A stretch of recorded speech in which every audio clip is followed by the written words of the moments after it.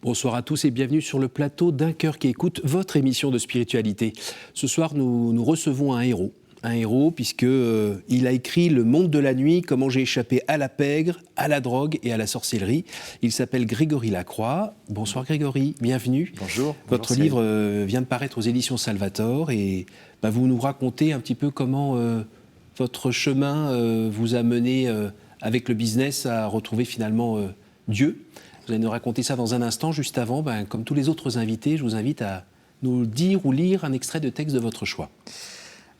Alors le premier extrait, parce que je me suis dit peut-être que je peux en choisir deux, par gourmandise spirituelle, c'est une toute petite phrase des évangiles, en fait, selon saint Matthieu, chapitre 7, verset 7. « Cherchez et vous trouverez ». Et je trouve que ça résume parfaitement mon parcours de foi, en fait. À un moment donné, on va en parler, je me suis retrouvé dans une situation catastrophique. J'ai cherché, et je n'ai pas la prétention de dire que j'ai trouvé, mais j'ai eu des débuts de réponse. Donc mon chemin de foi a vraiment commencé à partir de ce moment-là. Voilà. Et si je peux me permettre un deuxième extrait, c'est une prière à Sainte Rita, la sainte des causes désespérées, parce qu'on va voir ça. Je me suis retrouvé dans une situation complètement dingue, et Sainte Rita est devenue un peu ma patronne. Voilà. Et j'ai récité très souvent des prières à Sainte Rita, ô puissante Rita, avocate des causes désespérées, soulage ma peine, apaise mes tourments, je ne manquerai pas de glorifier votre nom. Sainte Rita, écoutez-moi. Sainte Rita, protégez-moi. Sainte Rita, exaucez-moi. Et là, je lui demandais une grâce, et puis après, un chapelet derrière pour amplifier ma demande d'intercession. Voilà. Alors aujourd'hui, vous êtes un mari comblé avec 3 enfants en bas âge. Oui. Donc voilà, qui comble aussi vos nuits, puisque... oui, beaucoup. Voilà. Vous travaillez dans quoi aujourd'hui ? Alors aujourd'hui, absolument rien à voir au monde de la nuit. Je travaille dans l'agriculture. Voilà.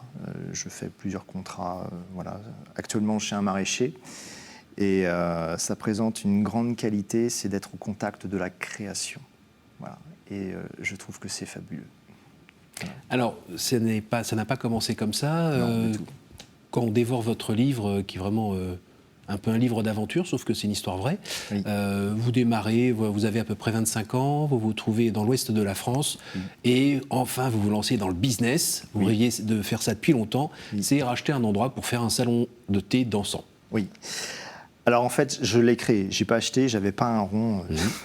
Voilà, j'ai démarré ça. Pourquoi j'ai démarré une activité de dancing ? Parce qu'en fait, j'ai un frère qui est musicien hors pair, mais vraiment un talent extraordinaire. Et du coup, en fait, c'était un projet familial. Monter un dancing, organiser des thés dansants, soirées dansantes. Plutôt parce qu'on avait une fibre musicale très forte. Voilà. Et donc ça, c'était le projet. Sauf que la réalité... on a décidé autrement. Ça, c'est un peu compliqué. Oui. Alors, au départ, vous avez fini par acheter cet endroit qui était en centre-ville, qui était une ancienne boîte de nuit ? Oui, c'est ça. En fait, il fallait trouver un local. Et vu que je n'avais pas un rond, hors de question de faire construire un bâtiment. Et j'ai trouvé une ancienne boîte de nuit abandonnée dans le centre-ville d'une commune. Et je me suis dit, ça doit être là. Donc, on va y aller. Voilà.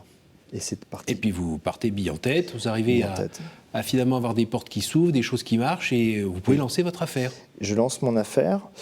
Le premier week-end d'ouverture a été un succès considérable.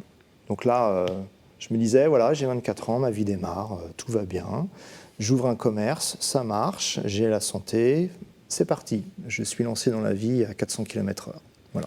Et assez rapidement, ça dérape. Oui, ça dérape très rapidement. En fait, en quelques mois, j'ai une succession de galères.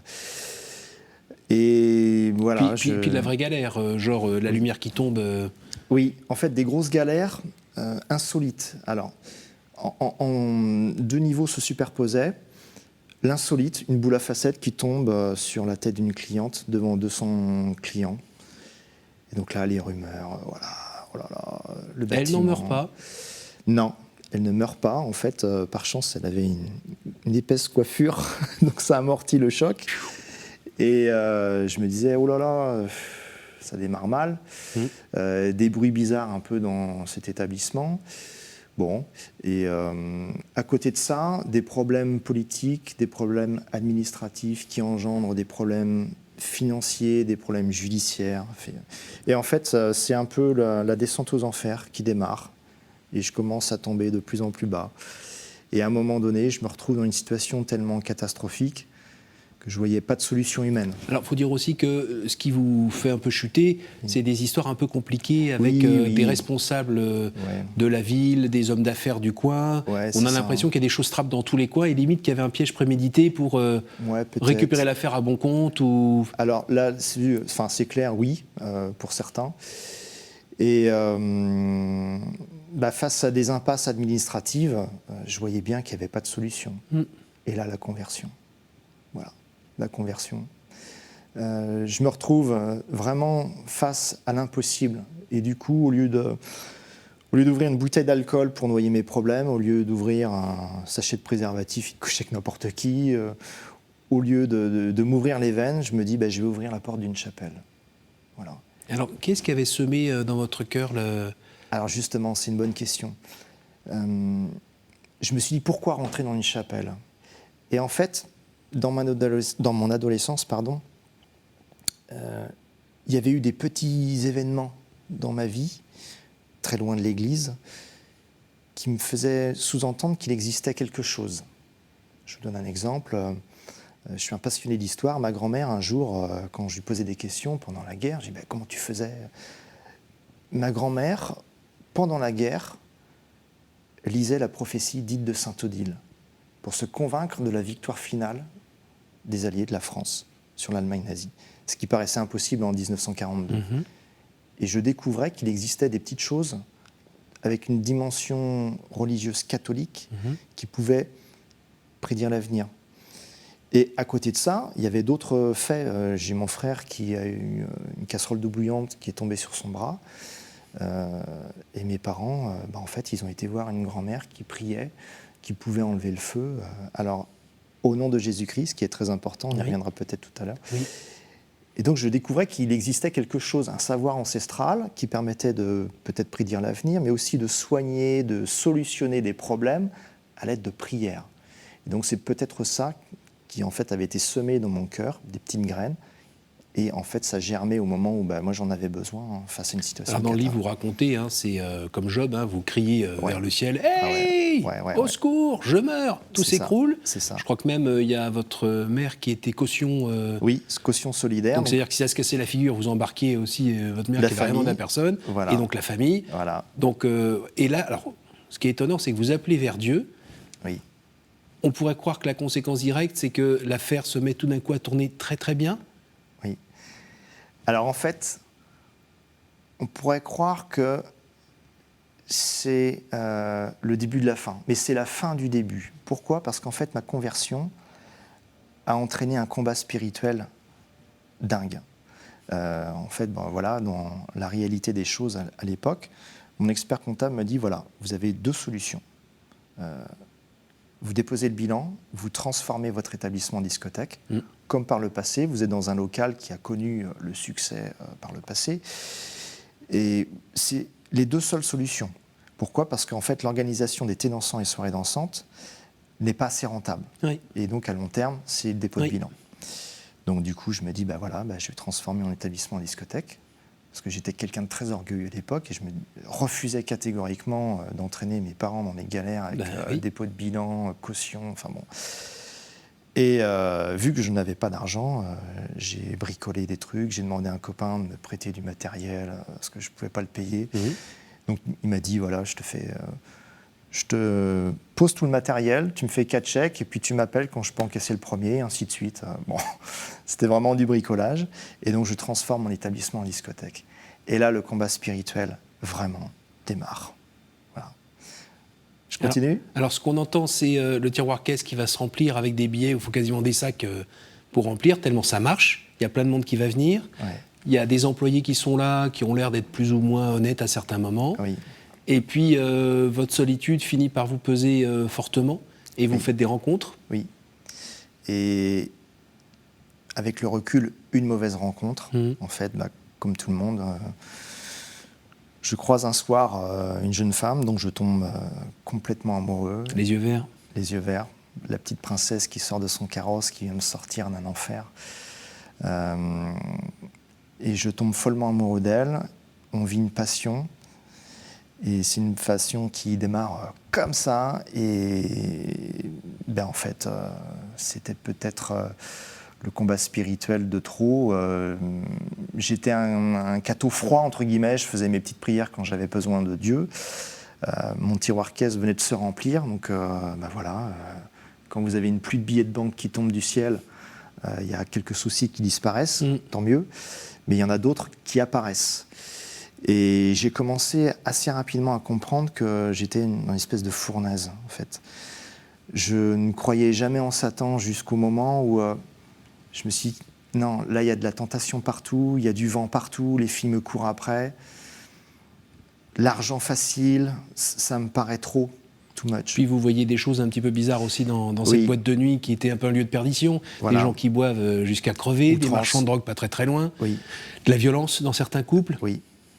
Oui, et en fait, il y a eu une anecdote, deux jeunes qui sont arrivés du parking pour rentrer dans ma boîte de nuit, et ils s'arrêtent juste devant le boulevard qui lorgnait l'entrée de la boîte de nuit. Et là, ils s'allongent, en ricanant. Ils s'allongent sur la route. Et moi, je les regarde faire, je me dis, mais s'il y a une voiture qui débarque, ils sont morts écrasés. Et je me disais, ces deux jeunes ne sont pas fous. Donc, il y a une cause à leur bêtise. Et je me suis dit, et si c'était une cause spirituelle? Et si c'était le malin qui était en train de jouer avec leur vie, et avec l'alcool, voilà, les abus Et c'est à partir de ce type d'anecdote que j'ai commencé à envisager sérieusement l'existence du diable. Mais pour moi, c'était peut-être oui, peut-être non. Oui, parce que vous donnez l'impression dans le livre d'être assez seul, en fait. Vous êtes avec votre Bible, à la rigueur, et vous êtes tout seul, il n'y a personne d'autre de chrétien avec qui vous parlez. Voilà. Et on a l'impression que vous expérimentez les trucs et que à l'intérieur de vous, il y a une tension qui se fait entre le calme que vous trouvez à vivre en ermite dans votre boîte de nuit humide. Et quand tout est éteint, on sait qu'une boîte de nuit, c'est la mort. C'est assez impressionnant. Et puis, ce qui se passe avec cette fête factice, et où ça sent la mort aussi. C'est ça. Et que finalement, vous servez, vous êtes un lieu, vous êtes responsable d'un lieu où ça part en sucette aussi. De partout. Parce qu'en fait, quand on est parent avec quelques adolescents, c'est compliqué. Moi, j'en gérais environ 1000 le samedi soir. Donc, chaque parent peut comprendre la difficulté que je pouvais avoir. Et dans cette fournaise, en plus, il y avait l'alcool à profusion. J'ai vendu plus de 4500 bouteilles de whisky en un an. Donc, ça donne une idée. Et, je ne parle même pas des stupes, des situations complètement dingues à affronter. Que vous ne vendiez pas ? Non, que je ne vendais pas. Et en fait, comme j'avais vécu la conversion intégrale, les jeunes se comportaient face à moi au nom du verre, du vice et du Saint-Whisky. Et moi, j'étais dans mon petit coin au nom du Père, du Fils et du Saint-Esprit. Et j'en parlais à personne pour ne pas passer... Quand vous parlez de conversion intégrale, il y a un moment précis ou oui, c'est une montée ? Ça a été une montée, mais puissante, en fait. Et puis j'attendais le miracle. Effectivement, ça a été le tiroir caisse qui s'est rempli comme ça. Ça a été la manne céleste qui m'est tombée dessus. Et c'est vraiment impressionnant, parce que quand on attend le miracle et qu'il se produit... Donc ça, vous l'avez vu comme un signe de Dieu ? Ah oui, clairement. Qui vous a sorti du problème matériel où vous étiez et vous entraîniez les vôtres. Et la rencontre avec vraiment Jésus, qui est là pour vous ramasser en petits bouts, elle s'est faite quand ? Elle s'est faite, en fait... quand tout a explosé ? Un peu avant, quand je demandais... cherche et tu trouveras. Demandez et vous recevrez. Donc, moi, je demandais, j'ai reçu. Et j'ai tellement reçu que... ok. Et il faut juste préciser une chose, c'est qu'on pourrait croire que c'est lié aussi à l'effet de nouveauté. Sauf que, j'en parle dans mon livre, il y a plein de facteurs qui faisaient que c'était pas possible. Ne serait-ce que la concurrence autour ? La concurrence autour. Mon bâtiment était complètement désuet. Il y avait plein de trucs qui n'allaient pas. Les gens étaient obligés de sortir pour aller aux toilettes parfois parce que mes toilettes étaient bouchées. Je me disais, mais d'où ils viennent ? Et plein de gens qui ont mis des bâtons dans les roues. Oui, des pressions mafieuses aussi. Et là, encore une fois, j'ai crié vers le ciel pour sortir. Vous auriez pu finir avec 2 balles dans le buffet, hein ? Oui. Oui, il y a eu des moments chauds, des courses-poursuites, enfin voilà. Je pense avec le recul que des gens ont pu me braquer à certains moments et bon, je m'en suis toujours sorti. Alors, on accélère un tout petit peu dans le temps. Oui. L'explosion atomique, elle se fait à quel moment, quand tout se termine? Alors, je vends ma boîte de nuit, je ne pouvais plus en fait. Les dernières semaines, je ne pouvais plus entrer dans ma boîte de nuit. Je restais en fait sur le parking. C'est comme si le converti ne voulait plus rentrer dans la fournaise. Voilà, clairement. Et parfois, je restais dans mes bureaux, mais bon, la fête, je la fuyais complètement. Alors, je ne suis pas du tout fêtard, loin de là.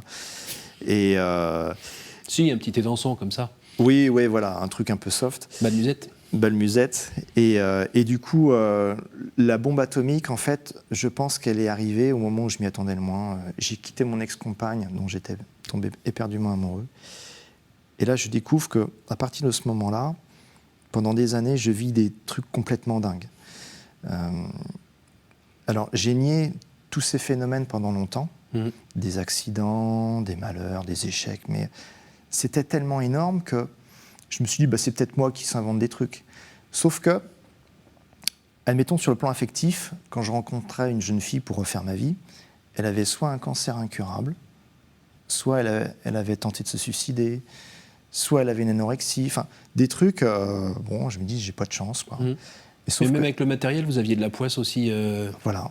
C'est qu'en fait, à chaque fois que je voulais faire un truc, il y avait tout le temps un truc qui tombait, qui cassait. Enfin, je me dis, c'est bizarre. À cette époque-là, vous alliez à l'église régulièrement? Oui. Oui. Vous vous confessiez? Un peu, ouais. Et à un moment, quelqu'un vous a dit, tu devrais peut-être aller voir un exorciste? Alors justement, ouais. Pendant des années, je vis des trucs bizarres. Je nie complètement ces phénomènes. Je me dis, j'ai pas de chance. Tant pis, c'est peut-être Dieu qui me punit.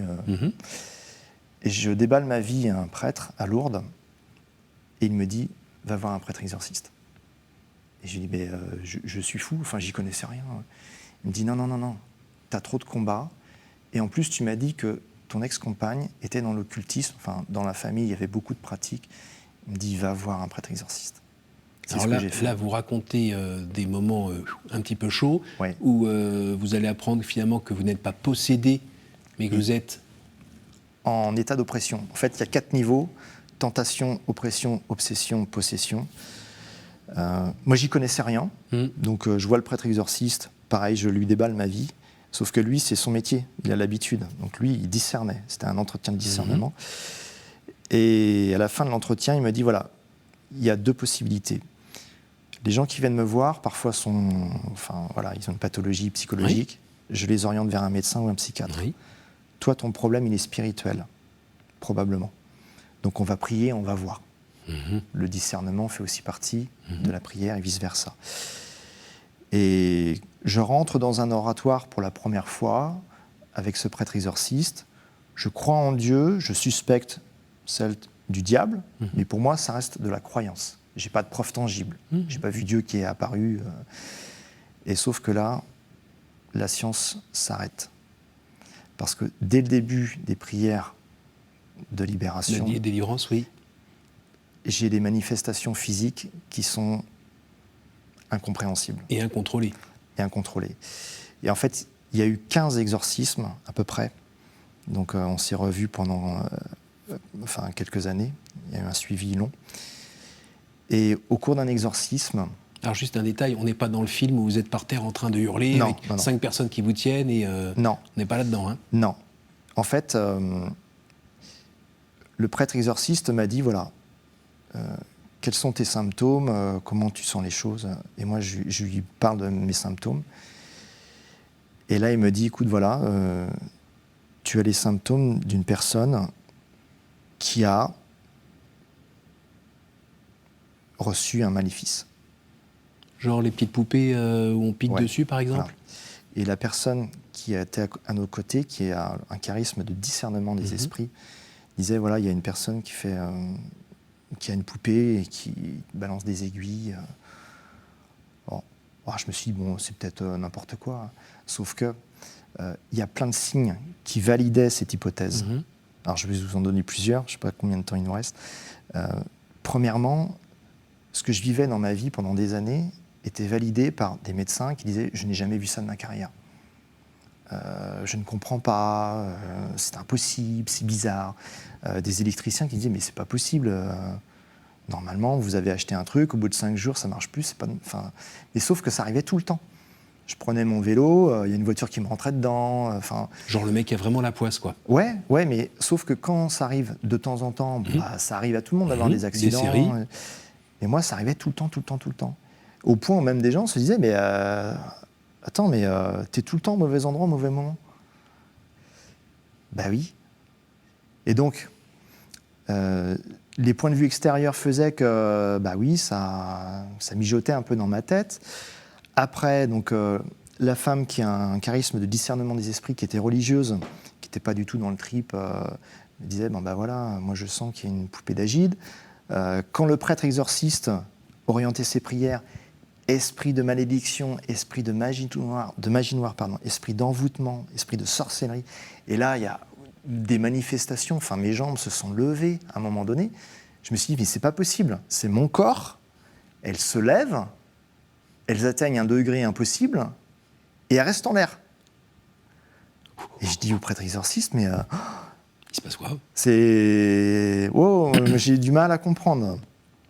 Et là, le prêtre exorciste, on fait une pause, et il me dit, bon écoute, c'est normal, hein, moi c'est mon boulot, mais ça valide certaines hypothèses, entre guillemets, malheureusement fantastiques, surnaturelles, magiques, que voilà, la sorcellerie est peut-être entrée dans ma vie. Et dans le livre, vous finissez par nous dire qu'il y a quelqu'un qui s'appelle Asmodée, qui est un démon, et qui gentiment a pris un peu de place chez vous en fait. Voilà, et à un moment donné, au cours d'un exorcisme, donc j'avais vraiment des réactions importantes à ce moment-là, et le prêtre exorciste me pose la question, qui es-tu? Et là je réponds Asmodée. Et là je voyais mes yeux, je dis, mais c'est ma voix, c'est mon corps, mais il y a quelque chose qui a parlé à ma place. Et on fait une pause encore, et je dis au prêtre exorciste, mais je dis, mais c'est pas possible. Je dis, c'est quoi Asmodée? Il me dit, c'est un démon. Je dis, mais c'est pas possible, je n'ai jamais lu la Bible. Je sais pas ce que c'est. Enfin, si c'est un démon, c'est impossible. Et il me dit, bon bah voilà, tu as un cas d'oppression, donc tu as tous les symptômes d'une personne qui a été victime de magie noire. Voilà, faut prier. Alors, en gros... C'est ce que vous dites d'ailleurs dans le livre, hein, c'est que ça se règle pas forcément en 2 secondes. Non. Ça se règle avec le temps et la prière. Et la prière, c'est quoi? C'est donc prier régulièrement, aller à la messe, se confesser, jeûner assez souvent. Et c'est là où on peut essayer de contrecarrer, avec l'aide de Dieu, le maléfice qui a pu... Voilà, c'est ça. Hein. C'est à peu près ça. Je dis au prêtre exorciste, bon écoutez, voilà, maintenant je connais mon ennemi. En fait, c'est l'ennemi de tous les hommes, mais il y en a qui le savent, d'autres qui ne le savent pas, et de moins en moins en fait. Et qu'est-ce qu'il faut faire pour qu'il parte, quoi? Et il m'a dit, c'est très simple. 1, confession mensuelle. 2, l'Eucharistie le plus souvent possible. 3, le chapelet tous les jours. 4, le jeûne le plus souvent possible. Et 5, lecture de la parole de Dieu. Il me dit, à un moment donné, ça va dégager. Et donc, je me suis mis à, on va dire, à avoir un mi-temps avec Jésus. Où j'ai vraiment commencé à fréquenter très souvent les sacrements, la prière. Et en fait, c'est ce qui permet de se libérer intégralement. Voilà. Alors, on arrive, hélas, déjà à la fin de cette émission. Pour en savoir plus, évidemment, j'invite les gens à lire ce livre-là. Votre message, en fait, et votre témoignage, ce que vous donnez aussi, je crois, des témoignages un peu partout. Alors, je l'ai bien noté, hein, c'est de partager vos connaissances sur les dérives festives et spirituelles. Parce que vous avez vu, et puis vous avez expérimenté. Et donc, ce que vous cherchez à dire aux gens, c'est « Wow, attention !» Il y a des lieux de perdition, ça existe en vrai, et le diable, c'est pas un concept, on n'est pas au Moyen-Âge, c'est une réalité, c'est une personne. Oui, c'est un être spirituel qui existe. Alors on y croit, on n'y croit pas. Moi, ce que j'ai vécu fait que ça valide son existence, mais je dois témoigner. Et en fait, j'ai reçu un appel du Seigneur qui est très clair. Ce que tu as vécu est un patrimoine vivant, il faut le mettre à la disposition de la communauté chrétienne. Donc j'ai été appelé à témoigner, c'est clair, net et précis. Donc je dois témoigner pour dénoncer les dérives festives, sexe, alcool, drogue et tout ce qui tourne autour, et les dérives spirituelles, tout ce qui est lié à l'occultisme. Par rapport à mon passé, c'est un devoir. Voilà. On arrive donc au moment des questions. Est-ce que vous pourriez, à question brève, réponse brève, me donner par 3 fois un chiffre entre 1 et 10, s'il vous plaît? 7.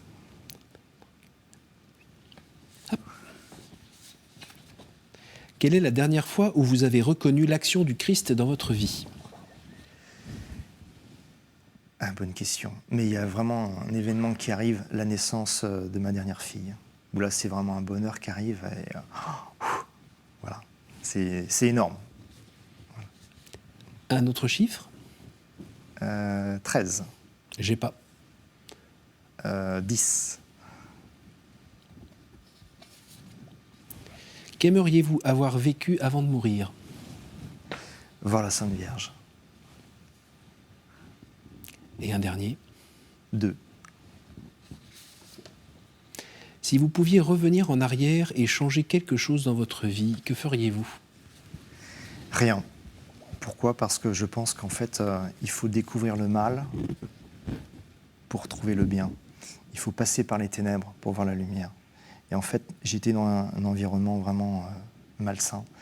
Et j'ai découvert par hasard que en fait, l'acronyme de sexe, alcool, drogue, donc la première lettre, c'est S-A-D. Et les gens que je croisais le samedi soir, ils étaient tristes, sad.